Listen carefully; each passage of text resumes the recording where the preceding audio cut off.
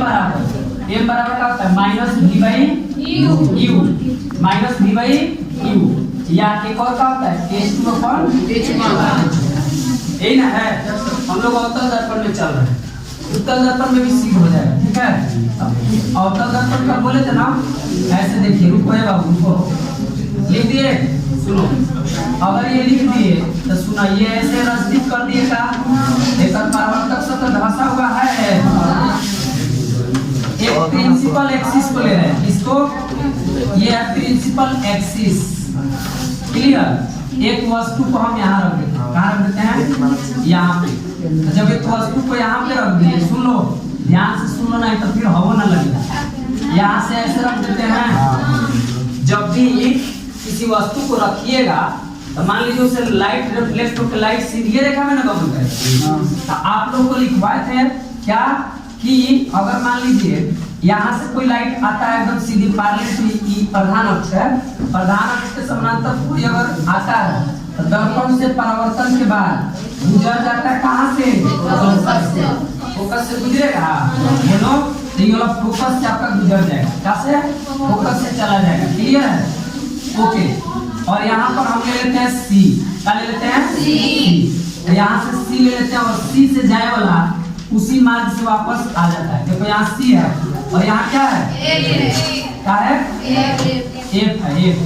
क्या है F, clear. और यहाँ तक टी होइबे करता है, इसको मान लीजिए गया उसी मार्ग से वापस। अब देखिए थोड़ा सा एक और लाइन क्या हो सकता है ऐसे, मान लीजिए यहाँ गया और एक लाइन यहाँ से ऐसे नहीं ऐसे, ठीक है, और ऐसे इसको निकाल दीजिए, आ गया, बोलो तो यहाँ कट किया है कि नहीं। तो रिफ्लेक्शन के बाद यानी परावर्तन के बाद जहाँ एक दूसरे से दो या दो से अधिक रेखाएं कट करती हैं तो वो ये प्रतिबिंब बन जाता है। बाबू वस्तु ए भी ना है, बोलो ए भी, इसका यहाँ थोड़ा सा ये कलर वाला दो तो बाबू इसके पास नहीं है। भाई देखिए ए भी है ना वस्तु, एक किसका प्रतिबिंब है बन जाएगा बेबी, छोटा बना है जी, बेबी बोल देते हैं ए डैश हो गया का ए डैश बी डैश बना। ये बाबू तो इसको क्या लिखिएगा, ये अवतल दर्पण है, अवतल दर्पण है कि नहीं। मान लेते हैं जरा ई है, यहाँ पर क्या है ओके, माना कि ये सब लिखिएगा तो नंबर मिलेगा। माना कि एम डैश क्या है अवतल दर्पण, अवतल दर्पण है, कौन दर्पण है अवतल दर्पण। माना कि एम डैश क्या है अवतल दर्पण, और जिसका पी क्या है ध्रुव ना है जी, जिसमें पी क्या है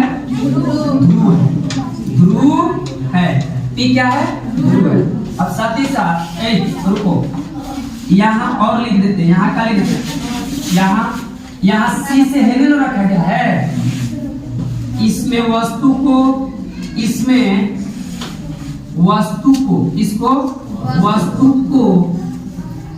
अनंत एवं क्या बाबू अनंत एवं सी के बीच, अनंत एवं वक्रता केंद्र के बीच, दैट मींस सी के बीच रखा गया है। अरे सी के बाद वही ना आएगा, तो रखा गया है जिसका वास्तविक प्रतिबिंब बन रहा है कि नहीं बन रहा है, जिसका वास्तविक प्रतिबिंब कौन बन रहा है, बोलो ए डैश बी डैश सी एवं एफ के बीच, सी एवं एफ के बीच बनता है। तो सी और एफ के बीच में बना है जी। ऐसे भी आप रखिएगा अनंत एवं वक्रता केंद्र के बीच, तो उसका प्रतिबिंब क्या बनता है, इस सी, यहाँ सी है और यहाँ क्या है एफ है, दोनों के बीच में बना ना, तो बीच में बना। जो भी इंफॉर्मेशन था लिख दिए, ओके। अब थोड़ा सा यहाँ क्या देखना होगा, यहाँ क्या लिखेंगे, देखिए इसका कुछ ऊंचाई होगा, वस्तु ना है h1 मान लेते हैं, इसका भी कुछ ऊंचाई होगा, क्या होगा h2 मान लेते हैं। तो यहाँ ए बी बराबर कितना होगा बता दो, H1 and A dash B dash वस्तु के इफेक्टिव क्या हो गया H2 का हो गया H2। तो दिक्कत अब क्या करोगे बाबू, अब देखो यहाँ से सभी दूरियां कल पढ़े थे ना कि सभी दूरियां को दर्पण में all distances measured from pole, सभी दूरी को कहां से मापा जाता है, तो यहाँ वस्तु रखा गया है ना, तो यहाँ से यहाँ पीए चाहे पी का होगा यू होगा पीए चाहे ए पी का होगा यू होगा एंड भाई वाला देखिए तो पी से जहां प्रतिबिंब बना हो प्रतिबिंब दूरी ना होगा, अब प्रतिबिंब दूरी को कैसे रिप्रेजेंट करते हो ई से, तो कहा जाएगा पी ए डैश बराबर का होगा बी। कोई दिक्कत बोलो, यहाँ तक लिख दिए। अब देखिए तो अब थोड़ा सा हम लोग इस त्रिभुज में जा रहे हैं, देखिए थोड़ा सा देखिए ई वाला त्रिभुज, तो त्रिभुज इस त्रिभुज में जा रहे हैं, देखिए इस त्रिभुज, ठीक है ये त्रिभुज है ना, है कौन सा त्रिभुज है, अब त्रिभुज ए बी पी सी का A B P this one इस ट्रायंगल में जा रहे हैं, क्लियर एंड त्रिभुज कोना में जाके ए डैश बी डैश पी दो त्रिभुज में जा रहे हैं, देखो तुरंत सिद्ध हो गया फट से। अब कहां है A dash B dash P, तो देखिए A dash B dash P that means E वाला ट्रायंगल की बात कर रहा है ना, ई वाला ये छोटा वाला ट्रायंगल यहाँ से ऐसे बोलो यही ट्रायंगल की बात कर रहा है कि नहीं कर रहा है, तो इस ट्रायंगल का बात कर रहा है, तो ये दोनों में चल रहे हैं, दोनों में हम लोग सिमिलरिटी लगा दे जो अभी तुरंत ही पढ़े हैं, इससे पहले पढ़े ना समरूप त्रिभुज कांसेप्ट, तो दो एंगल देख रहे हैं बराबर है कि नहीं, तो बाबू वस्तु तो सीधा परपेंडिकुलर न रखा होगा और प्रतिबिंब भी तो यहाँ परपेंडिकुलर न बना होगा, तो इस त्रिभुज में एंगल ए बराबर एंगल ए डैश है क्या है, एंगल ए बराबर क्या होगा एंगल ए डैश, कितना होगा 90 डिग्री होगा, तो एक को एंगल बराबर हो गया, एक और मिल जाएगा तो काम हो जाएगा। जरा बताइए पोल पर जितना एंगल पर आता है उतना ही एंगल पर लौट जाता है क्या प्रकाश के परावर्तन के नियम से, अरे कल थोड़ा सा पढ़े थे नहीं पढ़ते, मान लीजिए ऐसे आ रहा है जितने एंगल पर आता है उतने एंगल पर लौट जाता है, तो इसी चीज को हम इस दर्पण में देखेंगे तो क्या वो वाला चीज वो नहीं होगा क्या होगा चाहे उत्तल दर्पण हो अवतल दर्पण हो समतल दर्पण हो, आपका जो प्रकाश के परावर्तन के नियम तीनों जगह पर लगता है, क्या यहाँ नहीं लगेगा, एंगल होगा कि नहीं बोलो, तो इसमें ये वाला एंगल किस ट्रायंगल में है, ये वाला एंगल किस ट्रायंगल में है, इसमें है क्या, और इसमें ये वाला एंगल किस में है, इसमें, और दोनों पी पॉइंट पर है, नाम लिखने में इसका भलाई है, देखिए ए पी बी क्या ए पी बी बराबर एंगल कौन ये वाला this one A dash P dash A dash B dash I बराबर होगा कि नहीं, काहे बराबर होगा, ये रीजन दे दीजिएगा तो सही रहेगा, रीजन दे दीजिए प्रकाश के सोची परावर्तन के नियम से, क्या लिख देंगे बाबू परावर्तन, और परावर्तन के नियम से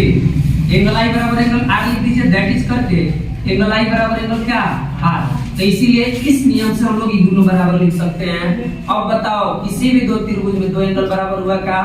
जैसे ही दो एंगल बराबर हुआ दोनों समरूप होगा क्या, अरे बोलो, तो इसीलिए त्रिभुज कौन सा बाबू, त्रिभुज ए बी पी समरूप होगा कि नहीं होगा, त्रिभुज कौन सा आप मिला के लिखेंगे, पहला ट्रायंगल को आप कैसे लिख दीजिए लेकिन दूसरा ट्रायंगल को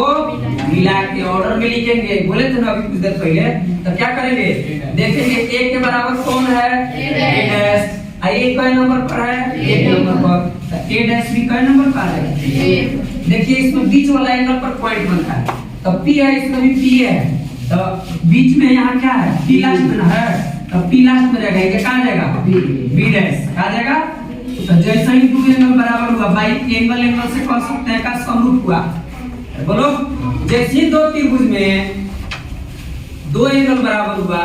दोनों ट्रायंगल समरूप हुआ, आज समरूप हो गया तो एंगल देख के ऐसे लिख दिए क्या, आज जैसे ही लिख दिए दो समरूप त्रिभुज है तो क्या दोनों त्रिभुज के संगत भुजाओं का अनुपात बराबर होगा, बोलो बराबर होगा कि नहीं, तो क्या होगा देखिए ए बी अब बटा में क्या होगा बोलो ए डैश बराबर बी पी अब बटा में बी डैश पी अब बराबर ए पी अब बटा में ए डैश पी। समझ गया आप लोग। अब देखो बाबू हमको जो इसमें से काम की चीज है यानी तीन चीज जब जो मान लीजिए तीन चीज जब बराबर रहता है तो दो चीज को अपन कॉमन ले लेते हैं बाकी सबको स्किप कर देते हैं। देखिए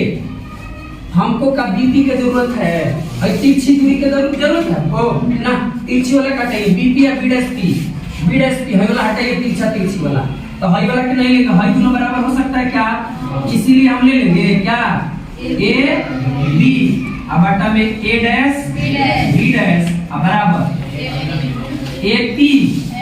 अब बटा में ए डैश पी ए पी अब बटा में ए डैश पी। अब बाबू बताइए अब बताइए क्या हम लोग चिन्ह परिपाटी का इस्तेमाल करेंगे क्या चिन्ह परिपाटी कौन परिपाटी चिन्ह परिपाटी चिन्ह परिपाटी का उपयोग करने पर बाबू बताइए अवतल दर्पण में सभी के सभी का होते हैं ऋणात्मक होते हैं। कल लिखवाए थे इसमें लिखवाए सिर्फ प्रतिबिंब दूरी 5 केस में तो ऋणात्मक होता है 8वां केस में जब काल्पनिक प्रतिबिंब बनता है तो क्या हो जाता है धनात्मक क्या हो जाता है। तो क्या हम चिन्ह परिपाटी का इस्तेमाल करें ए बी है तो ए बी कितना है ए बी H1 और वस्तु को हमेशा ऐसे ऊपर की ओर रखते हैं तो ऊपर की ओर सभी दूरी का होता है धनात्मक तो H1 पॉजिटिव हुआ कि नहीं हुआ बोलो तो हम क्या ए बी के जगह H1 लिख सकते हैं अब बटा में ए डैश बी डैश देखो प्रतिबिंब नीचे की ओर बना है वस्तु मान लीजिए ऊपर की ओर ऐसे रखे हैं तो प्रतिबिंब उसका उल्टा बनेगा वास्तविक बना तो उल्टे तो बनेगा जी तो ऊपर में पॉजिटिव है तो निश्चित रूप से नीचे वाला क्या होगा तो नीचे वाला क्या हो जाएगा माइनस में H2 बराबर देखिए AP के जगह क्या रखिएगा तो AP के जगह क्या है देखो AP चाहे P है ना कितना है Q बोले तो वस्तु दूरी चाहे लेंस हो दर्पण हो सब के लिए क्या होता है निगेटिव क्योंकि वस्तु हमेशा बाईं साइड रखा जाता है दर्पण और बाईं साइड मींस निगेटिव है ओके तो वस्तु को क्या रख देना माइनस में ही रखा है ना बोलो अब बटा में ए डैश पी है इसका क्या है भी प्रतिबिंब कैसे बन रहा है